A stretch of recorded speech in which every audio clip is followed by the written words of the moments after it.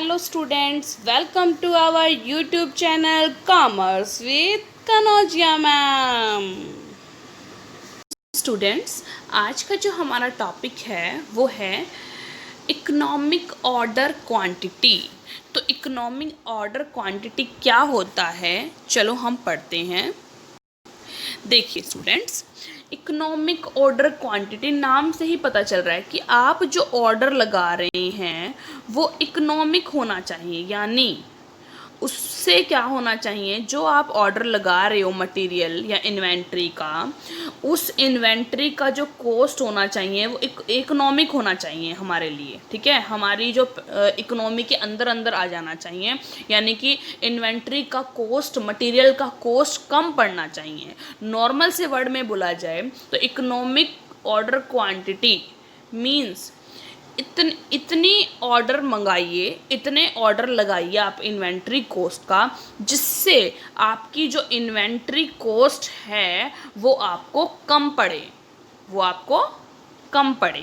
ठीक है, तो चलो इसमें पढ़ते हैं कि क्या मीनिंग है। अब देखिए, The concept of economic order quantity was first developed by F.N. Harris in the year 1915 EOQ. 1915 EOQ economic order quantity is that size of purchase order which minimizes, जो कम कर देता है, मतलब कि एक ऐसा परचेज ऑर्डर, इतनी क्वांटिटी, इतनी यूनिट्स में परचेज ऑर्डर सेट करो कि जिससे आपकी टोटल इन्वेंट्री कॉस्ट क्या हो जाए, मिनिमाइज हो जाए, कम हो जाए। इन्वेंट्री कॉस्ट का जो प्राइस है इन्वेंट्री का वो आपको कम से कम पड़े। Under the assumed condition at certainty, जो भी आपकी निश्चितता की जो कंडीशन है, जो अज्यूम कंडीशन है, उसके अंडर इस तरीके का एक परचेज ऑर्डर सेट करो जिससे आपकी टोटल इन्वेंट्री कॉस्ट क्या आ जाए, मिनिमाइज आ जाए। ठीक है स्टूडेंट्स, आगे देखिए। Mathematically EOQ is the size of purchase order. Purchase order का एक साइज है ये, eight which total ordering cost and total carrying cost. Total ordering cost मतलब ऑर्डर करने का जो भी कॉस्ट आता है वो, एंड टोटल कैरिंग कॉस्ट उसको होल्ड करने का, या टोटल होल्डिंग कॉस्ट बोल सकते हैं आपको। Total holding cost are equal, या तो इक्वल आ रहा है टू ईच अदर, या फिर and total of both is the minimum. दोनों का जो टोटल है वो मिनिमम आएगा। क्या है, मैथमेटिकली अगर हम कैलकुलेट करेंगे तो क्या आएगा, EOQ is the size of the purchase order, वो परचेज ऑर्डर की क्वांटिटी का साइज होगा वो, एट विच जिसके ऊपर टोटल ऑर्डरिंग कॉस्ट और टोटल कैरिंग कॉस्ट क्या आएंगे, इक्वल आएंगे। और जो टोटल देखो, टोटल कैरिंग कॉस्ट का यहाँ से डिनोट हो गया कैरिंग और कॉस्ट, टोटल ऑर्डरिंग कॉस्ट, ये दोनों है, इन दोनों का टोटल, इन दोनों को अगर ऐड कर देंगे तो वो क्या होगा, मिनिमम होगा। क्या होगा, मिनिमम होगा। जितनी भी क्वांटिटी अगर हम ऑर्डर करते हैं तो उसका कैरिंग कॉस्ट और उसका ऑर्डरिंग कॉस्ट दोनों का मिनिमम होगा, और ये दोनों इक्वल होंगे। ठीक है, आगे देखिए। हाँ जी, in other words, EOQ approach is designed to achieve a balance between total ordering cost and total carrying cost, यानी total carrying cost और total ordering cost के बीच में बैलेंस को अचीव करने के लिए ये बनाया गया है EOQ। अब देखिए, in fact EOQ can also be called as an ideal और ऑप्टिमल साइज ऑफ ऑर्डर। मतलब कि एक आइडल ऑर्डर लगाओ, मतलब कि नॉर्मल से वे में कह सकते हैं कि हम ऐसा आइडल ऑर्डर लगाओ मटेरियल के लिए जिससे कम से कम कॉस्ट आए, जिससे कम से कम कॉस्ट पड़े हमें इन्वेंट्री की। ठीक है, कम से कम कॉस्ट आए जो हमारे मटेरियल की। ठीक है, आगे देखिए।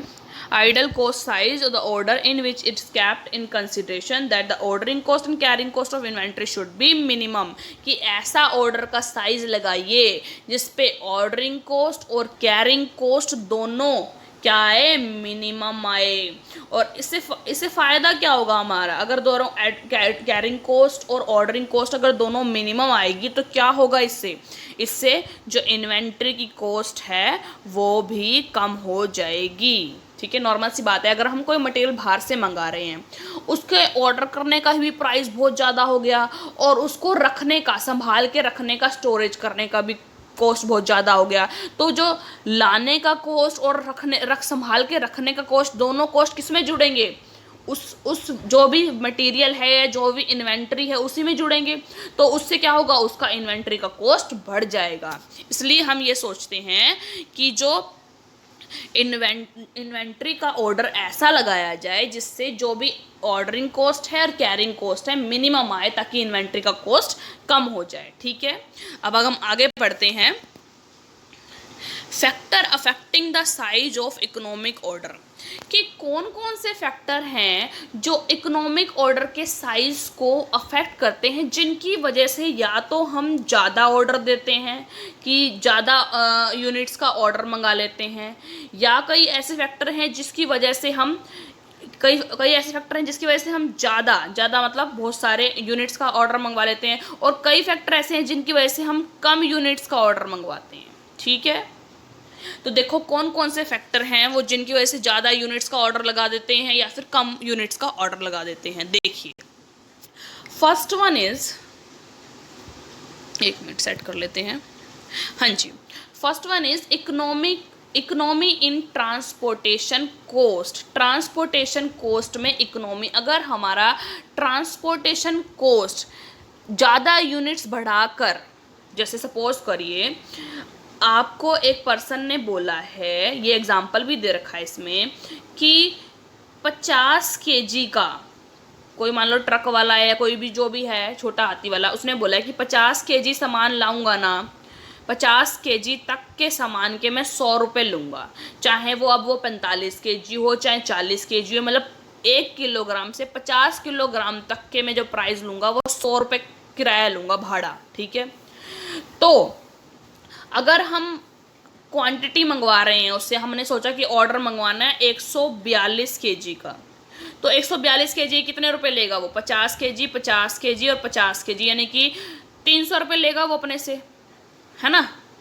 क्योंकि उसने बोला है, देखो एक 50 kg का लेगे 100 रुपये लेगा, एक 50 kg के लेगा 100 रुपये, फिर जो 42 बचे हैं तो 50 से नीचे वाले के भी वो 100 रुपये ही लेगा, तो 300 रुपये लगेगा। तो इसको हम, इस चीज़ से हमें फ़ायदा उठाने के लिए हम 142 क्वांटिटी क्यों मंगवाएं, हम सीधा 150 क्वांटिटी मंगवा लें, क्योंकि जो बचे 8 किलोग्राम हैं उसके भी तो प्राइस हमें कोई इफेक्ट नहीं पड़ रहा। 300 रुपये हम 150 किलोग्राम मंगाएंगे तभी भी पे करेंगे, और 300 रुपये 142 किलोग्राम मंगाएंगे तभी भी वही पे करेंगे। तो क्यों ना हम सीधा 142 किलोग्राम ना मंगवा कर 150 किलोग्राम मंगवा लें, जिससे कि क्या होगा, हमें 8 किलोग्राम पे जो पैसे एक्स्ट्रा देने पड़ेंगे हमें दोबारा, उसका फ़ायदा हो जाएगा हमें। ठीक है, ठीक है, तो हम क्या करेंगे, 150 किलोग्राम की ऑर्डर लगा देंगे, ताकि हमारा और जो ट्रांसपोर्टेशन कॉस्ट है उसमें से हमें फ़ायदा हो जाए और इन्वेंट्री का कॉस्ट कम हो जाए। ठीक है स्टूडेंट्स, आगे देखिए, दूसरा है benefits of facilities offered by supplier. अगर आपको सप्लायर कोई ऐसे बेनिफिट प्रोवाइड कर रहा है जिससे कि ऐसे बोल रहा है, मान लो एक हम लोग सामान ऑर्डर लगाना है, हमने, सप्लायर बोल रहा है कि आप 1000 यूनिट्स के लिए अगर हमने खरीदनी है उससे 700 यूनिट्स, ठीक है, वो बोल रहा है अगर आप 1000 यूनिट्स के लिए ऑर्डर लगाते हो ना तो मैं आपको एक्स्ट्रा डिस्काउंट दूंगा। ठीक है, क्या दूंगा? Extra discount. तो उस डिस्काउंट को पाने के लिए हमने क्या कर दिया, अपने लोट को बढ़ा दिया, अपने ऑर्डर को बढ़ा दिया और 1000 यूनिट्स का कर दिया, ताकि हमारी इन्वेंट्री कॉस्ट में कुछ कमी आए। ठीक है, ये समझ में आ गया। अब हम हमारे इकोनॉमिक ऑर्डर का ये फैक्टर हैं जो इकोनॉमिक ऑर्डर को क्या करते हैं, अफेक्ट करते हैं। ठीक है, और third one is financial position of the business. Normal सी बात है, देखो जिस बिजनेस के पास फाइनेंशियल रिसोर्सेज ज़्यादा होंगे, फाइनेंशियल रिसोर्सेज ज़्यादा होंगे, उतना ही बड़ा उनका ऑर्डर साइज होगा। ठीक है, और जिसके पास फाइनेंशियल रिसोर्सेज कम होंगे उनका ऑर्डर साइज कम होगा। तो फाइनेंशियल रिसोर्सेज एक मेन फैक्टर हो गया जो कि हमारे इकोनॉमिक ऑर्डर क्वांटिटी को अफेक्ट करता है। जिसके पास जितने ज़्यादा फाइनेंस होगा उतने ज़्यादा वो ऑर्डर देगा, जिसके पास जितना कम होगा उतना ही वो ऑर्डर कम देगा। ठीक है, आगे देखिए, फ्यूचर अवेलेबिलिटी ऑफ मटेरियल। अगर किसी पर्सन को ऐसा लगता है कि जो हम मटेरियल मंगा रहे हैं, यानी जो हमारा रॉ मटेरियल है, वो आने वाले टाइम में महंगा होने वाला है। ठीक है, पता चल गया कि भाई ये महंगा होने वाला है। ठीक है, तो हमने क्या करेंगे, तो हम ये सोच कर कि वो फ्यूचर अवेलेबिलिटी मटेरियल कि उसकी मटेरियल की सप्लाई कम हो जाएगी और उसकी कॉस्ट इंक्रीज होने वाली है, तो हम क्या करेंगे, अपना लोट का साइज क्या कर देंगे, बढ़ा देंगे। अपने लोट का साइज बढ़ा देंगे। हम कहेंगे कि अभी खरीद लो भाई, क्योंकि आने वाले टाइम में शायद इसकी शॉर्टेज हो सकती है और शॉर्टेज की वजह से इसकी जो प्राइस है वो इंक्रीज हो जाएंगे। इसलिए हम क्या करते हैं, अभी से अपने लोट में इंक्रीज कर देते हैं। तो ये कि एक ऐसा फैक्टर है जिससे इकोनॉमिक ऑर्डर को चेंज कर रहा है। जो कि हम मान लो हम वैसे नॉर्मल हम करवाते हैं इसकी ऑर्डर की 1000 यूनिट्स की, लेकिन जब हमें पता चला कि फ्यूचर में शायद कुछ गड़बड़ हो सकती है और ये रॉ मटेरियल हमें ना मिले और बहुत ज़्यादा एक्सेस प्राइस में मिले, इसलिए हमने क्या करा, 1500 यूनिट्स खरीद ली कि भाई एक बार तो थोड़ी ज़्यादा खरीद लेते हैं। ठीक है, समझ में आ गया। आगे देखिए, assumptions.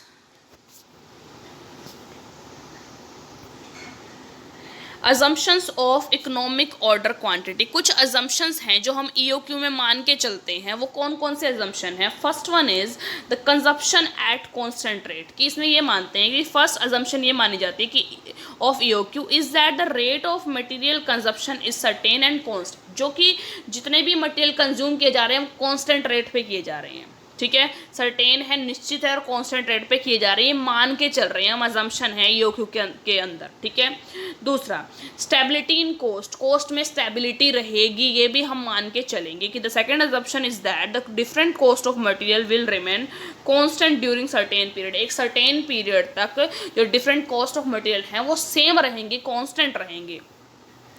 This cost include purchase price of the material, और कौन कौन से कॉस्ट मान के चलते हैं कि कॉस्ट कांस्टेंट रहेंगे? Purchase price of the material, ordering cost और द कैरिंग कॉस्ट। ठीक है, परचेज प्राइस, ऑर्डरिंग कॉस्ट और कैरिंग कॉस्ट क्या रहेंगे? कांस्टेंट रहेंगे, ये हम मान के चलते हैं। Third one is certainty of lead time. It is assumed that the lead time or procurement time, that is the time between placing an order and its delivery, is known and fixed। कि इसमें ये मान के चलते हैं कि जो procurement time है, जब हमें वो वस्तुएं मिली हैं, मटेरियल मिला है, that is the time between placing an order. जो प्रोक्योरमेंट टाइम क्या होता है? प्रोक्योरमेंट मतलब प्राप्त करने, यानी कि जब हमें डिलीवरी मिलती है, वो कौन सा टाइम होता है? वो इस टाइम होता है इसके बीच का, जब हमने ऑर्डर प्लेस किया है और जब हमें डिलीवरी मिल गई है। ऑर्डर मैंने आज प्लेस किया है, मुझे 5 दिन बाद डिलीवरी मिली है, तो बीच के 5 दिन का टाइम वो क्या होगा? लीड टाइम होगा। और हमें पता होगा, ये मान के चल रहे हैं कि हमें पता होगा, नोन होगा और फिक्स्ड होगा हमारे लिए वो टाइम। ठीक है, आगे फोर्थ मान के चलते हैं इंस्टेंट रिप्लेसमेंट, मतलब कि हम ये मान के चलते हैं जैसे जैसे स्टॉक खत्म होता जाता है उसकी इंस्टेंट ही रिप्लेनिश का मतलब होता है भरवा देते हैं हम। जैसे ही वो खत्म होता है, जैसे ही हमारा माल कंजप्शन होता है, कंज्यूम किया जाता है प्रोडक्शन हाउस के द्वारा, वैसे ही इंस्टेंट जैसे ही ख़त्म हुआ वैसे ही उसकी भरवाई कर दी जाती है, नया माल को क्या कर देते हैं? ऑर्डर दे देते हैं। ये हम मान के चलते हैं, ये सब इसकी अजम्पशन है। आगे देखिए, एक और अजम्पशन है, क्या है? Continuous supply. Continuous supply, it is also assumed in the calculation of EOQ that supply of material is always available and whenever needed। कि EOQ में ये मान के चलते हैं कि जो सप्लाई है मटेरियल की वो ऑलवेज अवेलेबल होती है, जब भी आपको नीड पड़ेगी। The material can be procured immediately on the basis of fixed lead time. और जो प्रोक्योरमेंट आपको मटेरियल की जब भी मिल सकती है, जो लीड टाइम आपने बता रखा है कि 5 दिनों के अंदर अंदर सप्लाई मिल जाएगी, वो लीड टाइम आप लेके चलते हैं। ठीक है, ये कुछ हो गई हमारी अजम्पशन जो हम EOQ के अंदर मान के चलते हैं कि ऐसा है, ठीक है। आगे अब देखिए determination of economic order quantity, कैसे निकालते हैं अब इकोनॉमिक ऑर्डर क्वांटिटी, डिटरमाइन कैसे करते हैं, देखिए। It has been said that the placing of order of that quantity would be economic where the carrying cost is equal to or almost equal to non carrying cost। ये माना जाता है या बोला जाता है कि placing of order of that quantity would be economic, कि एक ऑर्डर को प्लेस करना एक क्वांटिटी में वो इकोनॉमिक माना जाएगा। कब माना जाएगा वो इकोनॉमिक? जब आपने एक ऑर्डर एक क्वांटिटी के लिए लगाया है, वो इकोनॉमिक कब माना जाएगा? जब या जहां कैरिंग कॉस्ट इक्वल आएगा या ऑलमोस्ट इक्वल आएगा नॉन कैरिंग कॉस्ट के।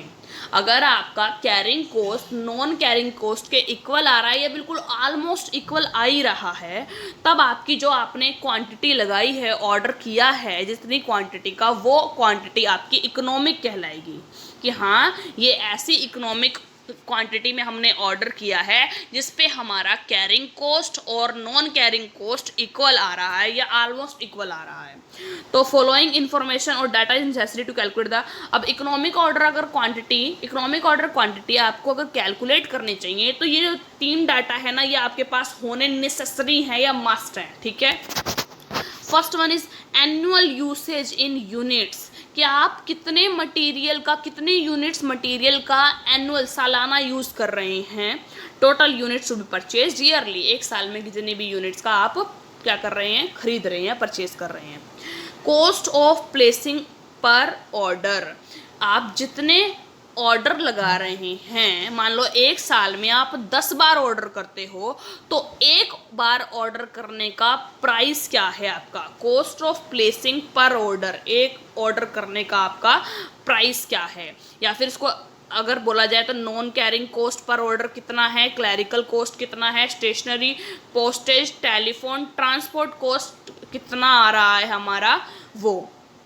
और third one is annual carrying cost per unit, कि एनुअल कैरिंग कॉस्ट कितना है, एक साल में जो भी आप मटेरियल अपने पास होल्ड करके रख रहे हो, कैरी करके रख रहे हो, उसका खर्चा कितना आ रहा है पूरे सालाना का। तो कैसे निकलेगा, वो निकलेगा कैरिंग कॉस्ट परसेंटेज आपको क्वेश्चन में दे रखी होगी कि 10% है मान लो, और इनटू में प्राइस पर यूनिट, मान लो 70 रुपये आपका एक यूनिट का प्राइस है, तो इससे कैलकुलेट करके क्या निकलेगा, 7 रुपये आपका निकल जाएगा क्या, एनुअल कैरिंग कॉस्ट। समझ में आ गया? 10% ऑफ 70 क्या आ जाएगा, 7 रुपया, 7 रुपये क्या आ जाएगा इसका एनुअल कैरिंग कॉस्ट। समझ में आ गया? कैरिंग कॉस्ट परसेंटेज जो आपको दे रखी होगी वो मल्टीप्लाई में प्राइस ऑफ 1 यूनिट, ठीक है। आगे देखिए, आगे दे रखा है इसमें मेथड्स ऑफ डेटरमाइनिंग EOQ। अब देखो EOQ को डेटरमाइन करने के लिए कई सारे मेथड हैं, जैसे कि टेबुलर मेथड है, ग्राफिकल मेथड है, एल्जेब्रिक मेथड है, ठीक है। तो हम वो मेथड इसके अंदर पढ़ते हैं। ए मेथड है टेबुलर मेथड, कि आप EOQ टेबल के थ्रू कैसे निकालेंगे। Under this method EOQ is determined by tabulating different quantities, the carrying cost, ordering cost and total storage cost associated with these quantities, ठीक है। The EOQ is considered to be that quantity at which the annual cost is the least और minimum. EOQ और economic order quantity उस क्वांटिटी को माना जाता है जिस पर annual total cost is the least और मिनिमम, या तो बिल्कुल कम होगी और या बिल्कुल ही मिनिमम होगी, वो क्वांटिटी क्या कहलाती है, इकोनॉमिक ऑर्डर क्वांटिटी। अब एक एग्जांपल कर लेते हैं हम, देखिए टेबुलर एग्जांपल है ये, क्या बोलता है, ध्यान से देखिए। A scooter manufacturer company purchase 1000 steel parts, ठीक है, 1000 यूनिट्स हो गए यानी कि, और 70 रुपये पर पार्ट, यानी कि 70 रुपये उसका पर यूनिट का प्राइस हो गया। 1000 तो यूनिट्स हो गई और प्राइस एक यूनिट का हो गया 70 रुपये। द कॉस्ट और पर purchase order of the cost of placing an order is 35 rupees, यानी कि ordering cost, order cost per unit पर ऑर्डर, यानी अगर एक ऑर्डर आप लगाते हो तो हर एक ऑर्डर पर 35 रुपये लगेंगे आपके, ठीक है, ये मान के चल लो। आगे देखो, एक मिनट क्लियर कर लेते हैं। हाँ, this includes the non carrying cost. Carrying cost तो हमको, non carrying cost clerical cost, postage, stationery और फ्रेट। इनके अंदर जो ये कॉस्ट ऑफ परचेज ऑर्डर है, इसके अंदर ये सब कैरी करते हैं। Non carrying cost, all non carrying cost आ जाएंगे, क्लैरिकल कॉस्ट, पोस्टेज, स्टेशनरी और फ्रेट का सब खर्चा 35 रुपये हर एक ऑर्डर का लगता है। ठीक है, आगे देखो, the carrying cost per unit during the year is 7 rupees.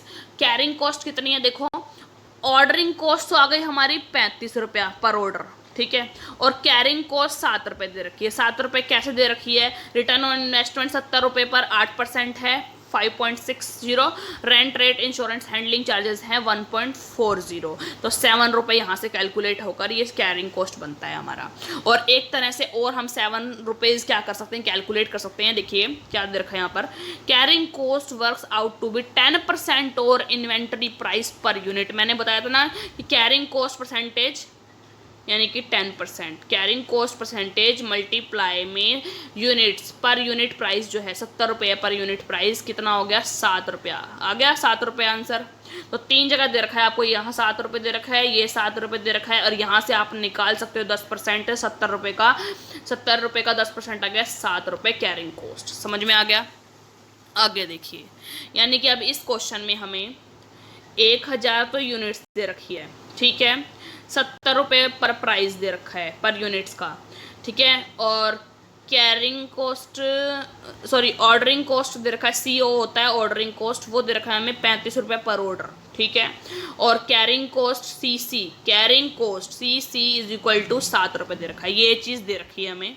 निकालना क्या है, calculate the most economical order size EOQ from the above information, की इनमें से 1000 यूनिट्स की हम कितने ऑर्डर के करके हम कितने ऑर्डर लगाएं एक साल के अंदर कितने यूनिट्स के लिए लगाएं, जिससे हमारा जो कैरिंग कॉस्ट है और ऑर्डरिंग कॉस्ट है वो इक्वल आए। यही क्वेश्चन पढ़ा था ना हमने कि या तो वो दोनों इक्वल आएंगे और दोनों का जब हम ऐड करेंगे CC प्लस में CO दोनों को ऐड करेंगे तो वो क्या आए, मिनिमम आए। ठीक है, तो अब हम टेबल के थ्रू पढ़ेंगे जिसमें जिस ऑर्डर क्वांटिटी पर CC और CO यानी ऑर्डरिंग कॉस्ट और कैरिंग कॉस्ट इक्वल आएगा और सब में से इन दोनों का अगर टोटल कर देंगे तो वो मिनिमम आएगा, तो वो ऑर्डर क्वांटिटी क्या होगी, इकोनॉमिक ऑर्डर क्वांटिटी होगी। तो चलो अब हम पढ़ते हैं। देखो भाई स्टूडेंट, फर्स्ट जो number of orders per year, ठीक है, अगर हम ये हमने मान के चल रहे हैं, अगर हम पूरे साल में अगर एक ही ऑर्डर लगाते हैं तो नॉर्मल सी बात है 1000 यूनिट मंगाना है तो इकट्ठा 1000 यूनिट इकट्ठे मंगा लेंगे, ठीक है। 2 मंगाते हैं तो 1000 को 2 से डिवाइड करके 500 आ जाएगा। 4 ऑर्डर करते हैं एक साल में तो 1000 को 4 से डिवाइड करके 250 यूनिट्स मंगाएंगे एक एक ऑर्डर में। अगर 8 ऑर्डर लगाते हैं एक साल में तो 8 को 1000 से डिवाइड करके 125 क्या मंगवाएंगे, 8 बार ऑर्डर मंगवाएंगे यूनिट्स का। और अगर 10 ऑर्डर लगाते हैं एक साल में तो 10 से 1000 को डिवाइड करके 100 यूनिट्स मंगाएंगे 10 बार एक साल में। 12 लगाते हैं तो 83 यूनिट्स मंगाएंगे। 20 ऑर्डर लगाते हैं तो 50 यूनिट मंगाएंगे और 50 ऑर्डर लगाते हैं एक साल में तो 20 यूनिट मंगाएंगे। ठीक है, इतना समझ में आ गया, क्लियर हो गया। आगे देखो, कॉस्ट ऑफ प्लेसिंग ऑर्डर। अब देखो, कॉस्ट ऑफ प्लेसिंग ऑर्डर यानी कि ऑर्डरिंग कॉस्ट एक ऑर्डर का 35 रुपये था, तो अगर जब देखिए एक ऑर्डर का कितना था, 35 रुपये था, तो अगर एक ऑर्डर लगाया तो 35 रुपये आए, 2 ऑर्डर लगाए तो 70 रुपये, 4 ऑर्डर लगाए तो 140 रुपये, 8 ऑर्डर लगाए एक साल में तो 280 रुपये, मतलब कि 8 ऑर्डर मल्टीप्लाई में 35 रुपया। एक ऑर्डर का 35 रुपये है तो 8 ऑर्डर के 280, 10 ऑर्डर के 350, 12 ऑर्डर के 420, 20 ऑर्डर के 700, 500 ऑर्डर के 1750 रुपये। समझ में आ गया, कॉस्ट ऑफ प्लेसिंग ऑर्डर 35 रुपया ईच। ठीक है, आगे देखिए, अब हम एवरेज इन्वेंट्री यूनिट्स निकालेंगे। क्यों निकालेंगे, क्योंकि देखो ये तो हमने ऑर्डरिंग कॉस्ट निकाला, अब हमने आगे कैरिंग कॉस्ट निकालना है। कैरिंग कॉस्ट होता है सामान को अपने पास होल्ड करने के लिए, मतलब हमारे स्टोर में सामान पड़ा हुआ है, तो सामान तो देखो स्टार्टिंग में जितना मान लो 1000 यूनिट्स पड़ी है, तो 1000 यूनिट्स छोड़ना भाई लास्ट तक पड़ी रहेगी। हम ये मान के चलेंगे कि 1000 यूनिट स्टार्टिंग में आई, अब हम इसका एवरेज लेंगे, प्लस में हम ये मान के चलते हैं ये तो है ओपनिंग स्टॉक एक तरह से, और हम ये मान के चलेंगे कि सारा स्टॉक ख़त्म हो जाएगा लास्ट तक, तो वो 0 बचेगा। ठीक है, तो ओपनिंग स्टॉक प्लस में क्लोजिंग स्टॉक अपॉन में 2, ये आ गई एवरेज स्टॉक। तो एवरेज स्टॉक पर हम कैरिंग कॉस्ट लगाएंगे, क्यों? क्योंकि हम जितनी हम क्वांटिटी खरीदेंगे उतनी क्वांटिटी नहीं स्टोर में रहती, बीच बीच में कंजप्शन के लिए निकल जाती है, इसलिए एवरेज क्वांटिटी पर कैरिंग कॉस्ट लगाएंगे, जिस होल्डिंग कॉस्ट लगाएंगे। तो एवरेज कॉस्ट क्या आएगी देखो, 1000 प्लस में 0 अपॉन में 2, 500, ऐसे ही ये देखो 500 अगर यूनिट्स होगी, 500 प्लस में 0 अपॉन में 2, 250, 250 प्लस में 0 अपॉन में 2, 125, ऐसे ही आगे, एक मिनट, ऐसे ही आगे ये 62.5, 50, 41.5 और ये 10। ठीक है, ये समझ में आ गई। एवरेज इन्वेंट्री निकाल दी हमने यूनिट्स को 2 से डिवाइड करके, या फिर 2 से, ओनली 2 से क्यों दिखा रखा है इसमें, क्योंकि वैसे आएगा b प्लस में 0 अपॉन में 2 आएगा, तो 0 को ऐड करो ना करो वो एक ही बात है। ठीक है, इन्वेंट्री निकाल ली हमने एवरेज, क्योंकि हम कैरिंग कॉस्ट है वो एवरेज पर निकाल लेंगे, ना कि हमने स्टार्टिंग में जो इन्वेंट्री खरीदी थी उसी पे निकालेंगे। तो अब ये आ गया हमारा एवरेज यूनिट्स। अब कैरिंग कॉस्ट बोला है 7 रुपये पर यूनिट है, तो एवरेज जो इन्वेंट्री निकाली है हमने इसको 7 से मल्टीप्लाई कर दो। ठीक है, डी को हम 7 से मल्टीप्लाई कर देते हैं, ये डी पार्ट को 7 से मल्टीप्लाई कर दोगे, 5 सत्ते 3500 रुपये, 25 सत्ता 175, 1750, ऐसे इसको 7 से मल्टीप्लाई कर दो, 875, 437.50, 350, 290.50 और 70 आ गया। ठीक है, ये आ गया समझ में। अब देखिए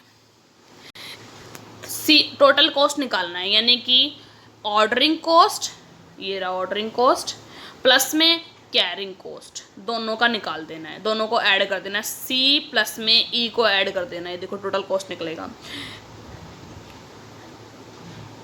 35 रुपये प्लस में 3500 रुपये, 3550, 70 प्लस में 1750, 1820, 140 प्लस में 875, 1015, 280 प्लस में 1700 प्लस में 437.50, 1750 आ गया। ऐसे ही यहाँ पर 350, 350, 700 आ गया। 420 प्लस में 290.710.50 आ गया। ऐसे ही ये सारे ऐड करके आ गए। अब देखिए ध्यान से, यहाँ देखिए ध्यान से कि कौन सी ऐसी क्वांटिटी है और कौन सा कितने नंबर हैं एक साल के अंदर ऑर्डर के जिस पर कॉस्ट ऑफ प्लेसिंग ऑर्डर यानी कि कैरिंग कॉस्ट और ऑर्डरिंग कॉस्ट इक्वल है।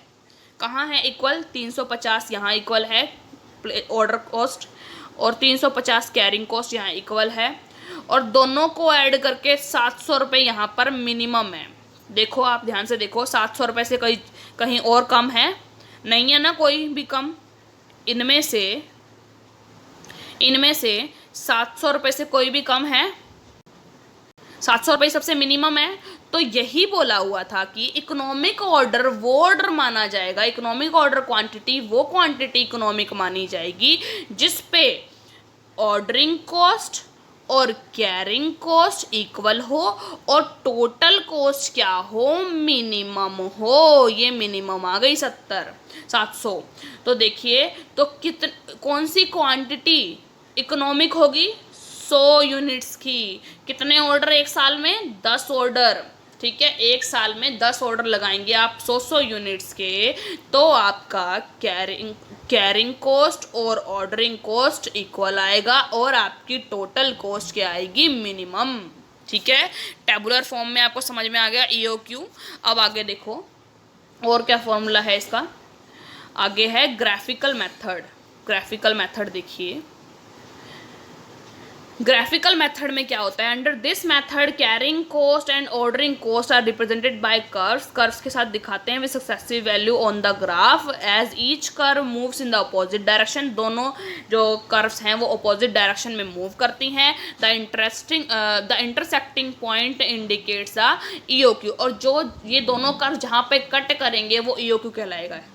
ठीक है, ये पॉइंट यहाँ कट कर रही है, ये ईओक्यू पॉइंट आ गया, और ये जो क्वांटिटी होगी 100 की, ये 100 आ रहा है, जो 100 है वो क्या हो गई, ईओक्यू क्वांटिटी हो गई। कि 100 क्वांटिटी अगर हम क्या करेंगे, 100 क्वांटिटी अगर हम ऑर्डर लगाएंगे 10 एक साल में 100 क्वांटिटी के, तो वो इकोनॉमिक ऑर्डर क्वांटिटी कहलाएगी, जिस पे जो वो है, देखो यहाँ पर कट कर रहा है तो ये 350 रुपये आ रहा है ना, यहाँ पर ये देखो 350 रुपये, जिस पे क्या आता है, कैरिंग कॉस्ट भी और ऑर्डरिंग कॉस्ट भी, और टोटल मिनिमम कॉस्ट आ जाती है, ये देखो टोटल मिनिमम कॉस्ट आ जाती है 700 रुपये की। ठीक है, समझ में आ गया, एनुअल कॉस्ट आ गई 700 रुपये।